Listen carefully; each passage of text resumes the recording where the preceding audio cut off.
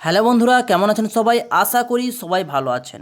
তো বন্ধুরা, চুক্তিভিত্তিক কর্মচারীদের জন্য খুশির খবর নিয়ে চলে এসেছে রাজ্য সরকার।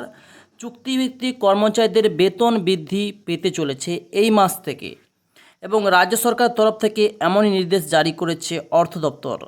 খুব শীঘ্রই চুক্তিভিত্তিক কর্মচারীদের মুখে হাসি ফোটাতে চলেছেন মুখ্যমন্ত্রী মমতা বন্দ্যোপাধ্যায়ের সরকার, কারণ তাদের বেতন বৃদ্ধি পেতে চলেছে। সরকার এইমাত্র কিছুদিন আগে বাজেট ঘোষণা করেছিল। সেই বাজেটে সরকারি কর্মচারীদের মহার্ঘ ভাতা বৃদ্ধির ঘোষণাও করা হয়েছিল।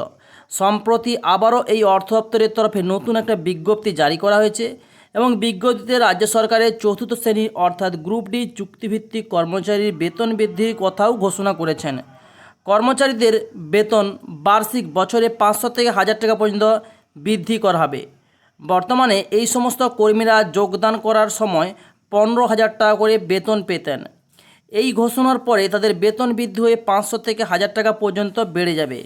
অর্থাৎ সদ্য প্রকাশিত বেতন কমিশন অনুসারে গ্রুপ ডি কর্মচারীদের বেতন প্রতি 5 বছর অন্তর বৃদ্ধি পেয়ে 20তম বছরে বার্ষিক বেতন দাঁড়াবে 37,000 টাকা। গ্রুপ সির ক্ষেত্রে যোগদান করার সময় মাসিক বেতন 17,000 টাকা ছিল। 5 বছর অন্তর বেতন বাড়ায় তাদেরও বেতন বাড়বে, এবং সার্ভিসে 20তম বার্ষিক বেতন অনুযায়ী 17,000 থেকে বেতন বেড়ে 39,000-এ গিয়ে দাঁড়াবে। আপনাদেরকে জানিয়ে রাখি, শুধুমাত্র গ্রুপ ডি কর্মী নয়, এবার চুক্তিভিত্তিক তথ্য প্রযুক্তি কর্মচারী।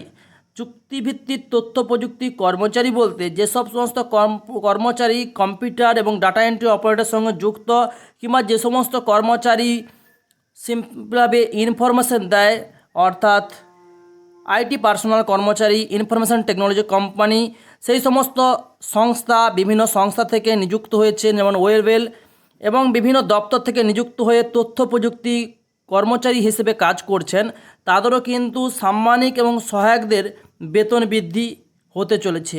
ক্রমাঙ্ক অনুসারে 600 টাকা সাম্মানিক থেকে 800 টাকা, এবং 900 টাকা সাম্মানিক থেকে 1300 টাকা বেতন বৃদ্ধি হবে। আর 800 টাকা যাদের ছিল তাদের থেকে 1000 টাকা বৃদ্ধি পেতে চলেছে। সম্প্রতি প্রকাশিত বাজেট অনুসারে সরকারি কর্মচারীদের মূল বেতনের উপর 4% মহার্ঘ ভাতা বা ডিএ বৃদ্ধি পেয়েছে। অর্থাৎ সরকারি কর্মচারীদের বেতন বৃদ্ধি পাওয়ায় ডিএর পরিমাণ এসে দাঁড়ালো 14%। এতে ভীষণ খুশি রাজ্যের সরকারি চাকুরিজীবী কর্মচারীরা। যদিও এখনও পর্যন্ত স্থায়ী কর্মচারী যে মহার্ঘ ভাতা 14%, সেটা কিন্তু এসে দাঁড়ায়নি। আশা করা হচ্ছে খুব শীঘ্রই তাদের 14% দাঁড়িয়ে যাবে, এবং বেতন বৃদ্ধি হয়ে যাবে যারা পার্মানেন্ট সরকারি কর্মচারী রয়েছে তাদের জন্য। সি এবং গ্রুপ ডি এবং যে সমস্ত তথ্য প্রযুক্তি আইটি সেক্টরের কর্মচারী রয়েছেন, তাদের প্রত্যেকের কিন্তু খুব শীঘ্রই বেতন বৃদ্ধি পেতে চলেছে।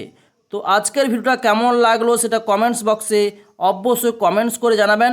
ভিডিও ভালো লাগলে ভিডিওতে অবশ্যই লাইক করবেন, চ্যানেলটিকে সাবস্ক্রাইব করবেন, পাশাপাশি বেল ঘন্টাটাকে